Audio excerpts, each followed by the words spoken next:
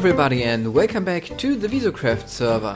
So, last week we did build all of this. Of course, I'm joined again by Rike. Hi!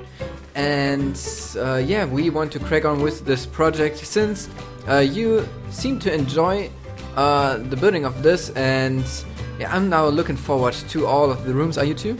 Yeah, I'm too. And therefore we have a lot more work to do. This is just the top of oh, what is it called? An iceberg. It's an Yeah. iceberg. Because there will be a lot more work for the other rooms. We need a lot of resources together. Rick is, by the way, over there feeding the sheep and shearing because we need a lot of wool. And how I want to do it now is that we are building the rooms and showing you clips of us building that, but not spoiler too much, so it will be just little clips for some rooms. For them, some I can show a little bit more. But that will be today's project, and we'll see how far we can get during the rest of the week. I was enchanting recently over a stack of books already, I think, and these are just a few. We need a silk touch book since we need some cobweb for some riddles, and therefore we need a book so we can put it on a shear and shear some cobwebs. But yeah, no luck so far. And I think we will now crack on with the building. I guess I won't show it in the order that we do it. I will just arrange them in a way I think that is good. So if you see something else on the other clips, it might be because the clips are a little bit randomized to, yeah, not spoiler too much. So see you in a moment.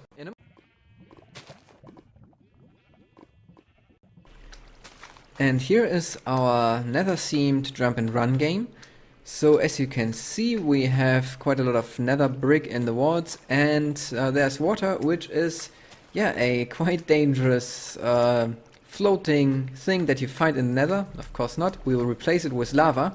So people will have to go through here, and there are some other things still missing, some features, and they can't pass through the lava there. So there's a button here, which they can press, and that will toggle the lava.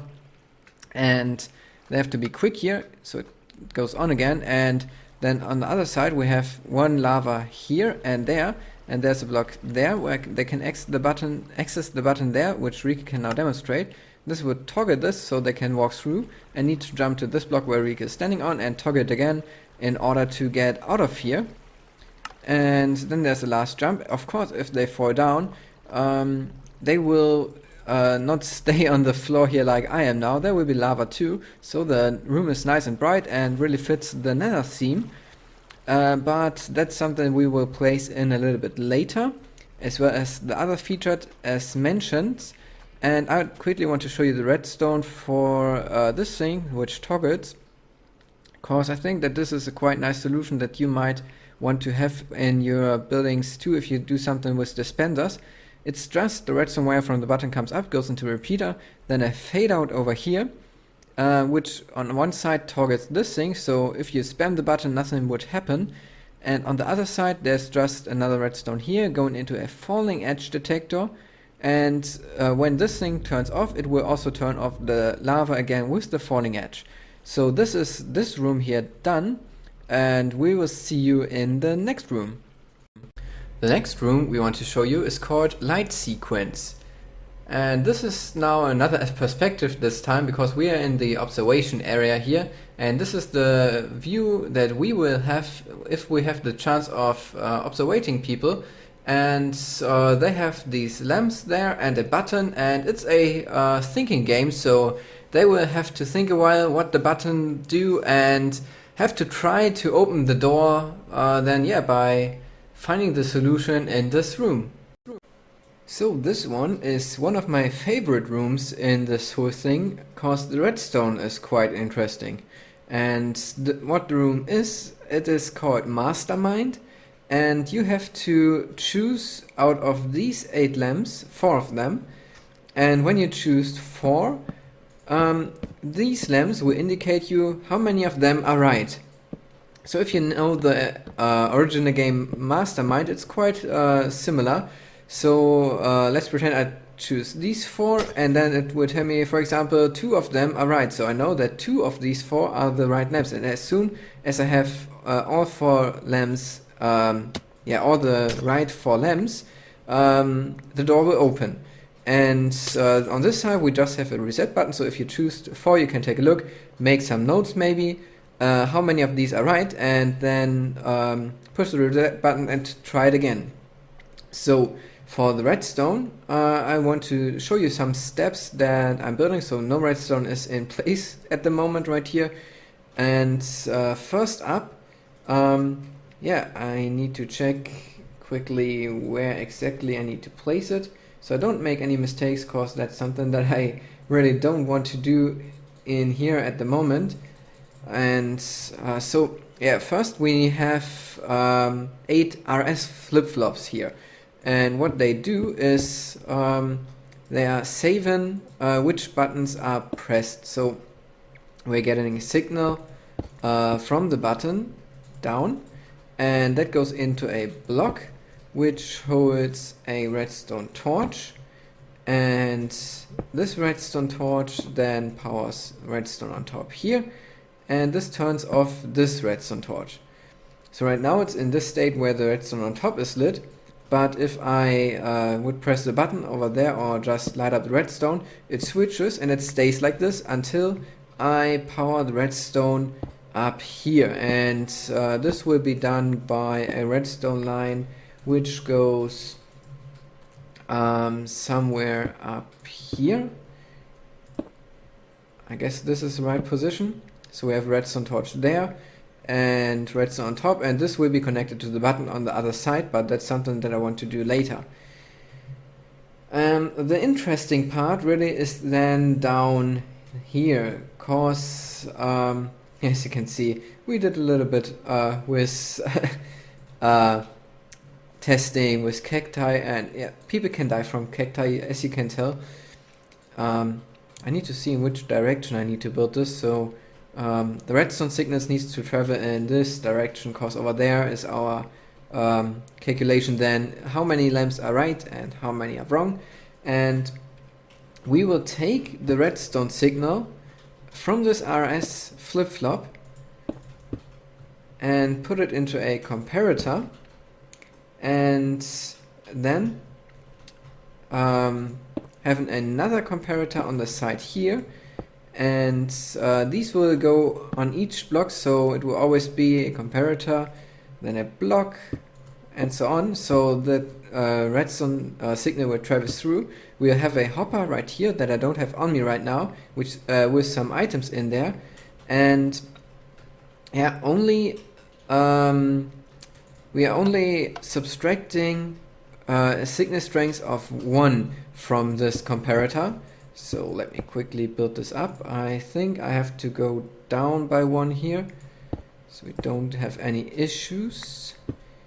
So of course we're getting the signal strength of 1 by just having a lever here, which gives signal strength of 15. Then we have 14 here, and cause this one is 15, redstone strength of 1 will go through. So if this is lit, the redstone signal in this line will be subtracted by 1, and like this we can see when we actually having a signal strength of 0 in here, cause we have a signal strength in the back there, and then if we subtract 4 times 1, we'll have 0, and that is when 4 buttons are pressed. So we need to detect that 4 buttons are pressed, and more, not less. And so if we have this then calculated that there are 4 lamps lit, we need to calculate if our result is right. And therefore we have 2 different ways of given a signal in. Of course, the lamp can be on or off, and we need to detect both. For the lamp on, we can just put a repeater here facing into a block, and then given the signal into a comparator facing this way, and Rika is running around here. And if the lamp needs to be turned off, we'll have the opposite. just having the redstone dust here, and this will get lit by the redstone torch, so that's the opposite. And then we will do our calculation again with the comparator here, and we will have this one then, let me think, because we can't place a block here.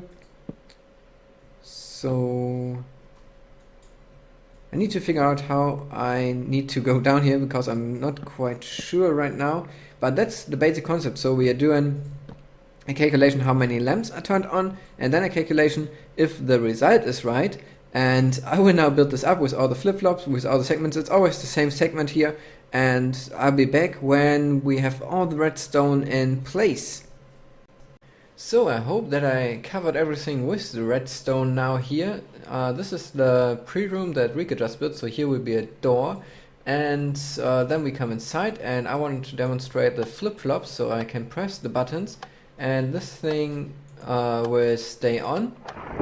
And we are seeing nothing right now because the combination is not in place, of course. I will go to the redstone in a moment, and I don't want to spoiler people with that, but the reset button should work. Yes, all the lamps turn off, and yeah, so there will be displayed how many lamps are correct. Let's go up here.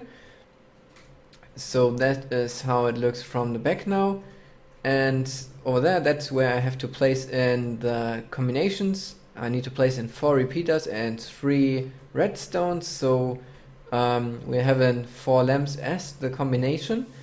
And then this is just a staircase going up with the signal. I used a little trick here. I gave in a signal strength of 15 at the back, and then I'm doing 15 minus the rest of it, so I will have something from 0 to 4 going up here, and actually it will be 0 to 8, because yeah, a wrong lamp gives or adds 2, because yeah, that's just the math behind it. So that comes in handy here, because every second block is a lamp, so we are seeing yeah, each time 2 of these going on. And all I need to do for this room now is to place in the combination, test it, and then we can head on. You can see here the reason why we needed a zombie spawner. If you take a look up there, you can see the spawner, and right now the lamps are turned on, but when you press the button at this wall, the lights will turn off and the zombies can spawn. The challenge for this room is to trap the zombies, and you have to trap 1 zombie in each row at least. You trap them in the holes, and then the lights at the side there will turn on, and when all lights are turned on, the door will open and you can go for the next riddle. So the next riddle we want to show you is this maze, and as you can see, all walls here look the same, but you can walk through these paintings, and then the next room looks the same too. So let's try here. Oh no, that hurts. So you can't walk everywhere. Some are traps, and yeah, so I can walk through here. Some are even cobweb, and this one is now a dead end. So yeah, that is how this one works, and people will have to find the exit of this maze. So this is a bow and arrow game, and we want to quickly show you the redstone. Yeah, as you can see, we didn't place in the walls and stuff because we wanted to make the redstone first and show you. And back there you can also see the reason why we have everything at level 40 again. Yeah, we don't want these slimes in the room, so they are just now 1 block lower, so they can spawn. But we might half-step their stuff, but not quite sure yet. So what you're seeing here is in the front a circuit for giving out 14 arrows, because people will get 14 arrows. As you can see, we have 9 redstone lamps there that they need to shoot. So they have 5 shots that they can miss. When they step on the pressure plate, they will reset a RS flip-flop. That's because there's a button there which will give out the arrows. If you press it, you can hear the droppers clicking, and now it's locked, so I can't get more arrows from in here. And then I would take a bow from this chest here and shoot these lamps. And actually I don't have arrows on me, I've got 3, wow. Let me try this out so I can demonstrate it for here. 1, of course I'm cheating a bit because I'm closer now. Okay, these are lit, and this goes into this first door here, which is now in the open state, and also in this RS flip-flop down there, because it could be that the arrows bounce off, or yeah, stuff like that happens. So when you once have all 3 in there, the RS flip-flop gets set and the door stays open, and then you could do the next one. This one is 15 blocks away, this one is then 20, and this one 25, so it gets more difficult over time. And when you have all done, you will come to the last door, it will open, and you will dump your bow and arrow in this chest. This one won't be visible, it will be filled with arrows. And if you fail at one of these, there will be a suicide exit for each of the 3 little rooms here, where you can just drop into a cactus and kill yourself. And yeah, what else is there to say? If I step on this pressure plate here, as you can see, the door is now open, so when somebody got through all the rooms, all the doors would be open, and when somebody enters the new, the doors will just close, because this is connected to the reset of the RS flip-flops. And we will now build the room around it and show you then the result, how it looks with all the nice stuff in place. So the room is finished, and now let us take a look in it. So this is the first lane. Do you call it lane? I don't know. I don't know either. Maybe one of you knows. Well, maybe. But Paddy is showing us how to shoot that. You have to shoot all 3 lamps on. I hope that I have enough arrows. Oh, yeah, I do. Now the door's open. Here's 2 glass blocks missing. Yeah, we'll patch that later. I guess I won't shoot it now, because that might spoil a little bit, but yeah, if I fail... Oh, I don't have a pick with me. I'll fix it later. There's a suicide exit here, so I can just drop down onto this cactus and kill myself if I don't have any arrows left. But if I can get through all the levels, I will just dump my bow that I get in the beginning and my arrows in here, and then I can head on. This room is called channels, and when you step on one of the pressure plates, you can turn on or off the water in the dispenser beneath it. The goal of this game is to play an item from this point here, which is in green, to the point over there in green, the goal. And you can get the item by pressing the button there. It's your play ball. But be careful, there are some holes in there where you will lose your item. The next room we want to show you contains the most complicated redstone I have ever done. It's a riddle where people can listen to a melody right here, and then they can play around and try to replicate this melody with these tones.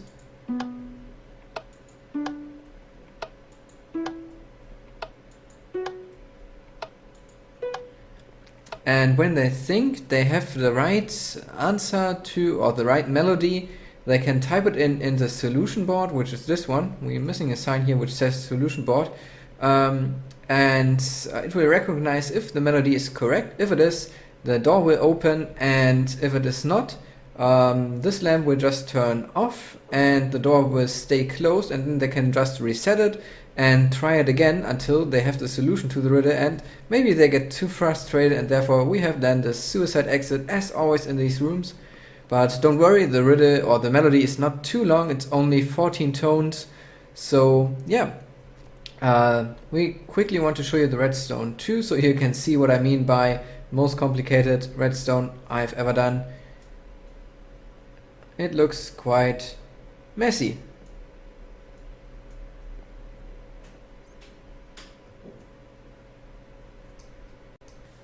So this is actually the first room I ever developed for the Riddle challenge, and it's of course in here again, and it looks still the same as for the first one I ever built.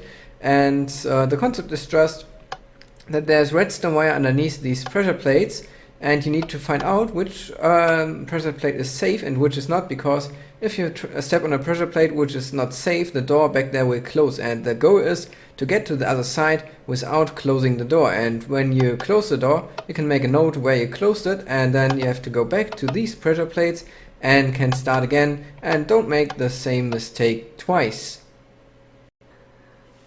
So for this room, you need a deep breath. There are buttons hidden in the water, and you need to press them by diving down to them. We can demonstrate it really quick with this lamp here. You can see that there's a button on this redstone lamp. There are also some traps like glowstone where there's no button on, but yeah, you need to find 6 of them, and when you hit it, you can see that one of these lamps here turns on, and as soon as you have all the lamps on, the door will open. But be careful when you go underwater that you don't drown. So this room will show if people have good ender pearl skills, because it's an ender pearl game. We are coming in from right here, and the room is not quite done, so in the ceiling we are missing a few blocks because we ran out of dye. And but you can almost see the size of this room, so you will start down here where Rika is standing next to the redstone.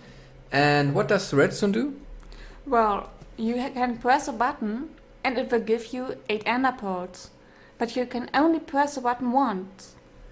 Yeah, and with these ender pearls you then go to over here. There's a button missing at the moment. This button here, that's why the line's going over there, it shows that we are going to here, will extend a block which is right there, the quartz block. So you can ender pearl to there and press a button to let or leave the quartz block extended, and when you press the button up there, it will also extend this quartz block, and this goes on to then over there where some red stuff is missing. This block extends. When you press the button there, we will get this block, then this block, then this block, and so you can jump over to there, and this button over there will then open the door so you can ender pearl out. And this is a game where you really need to have some skills in ender pearl throwing, and it is quite fun in my opinion. I really like to play this game.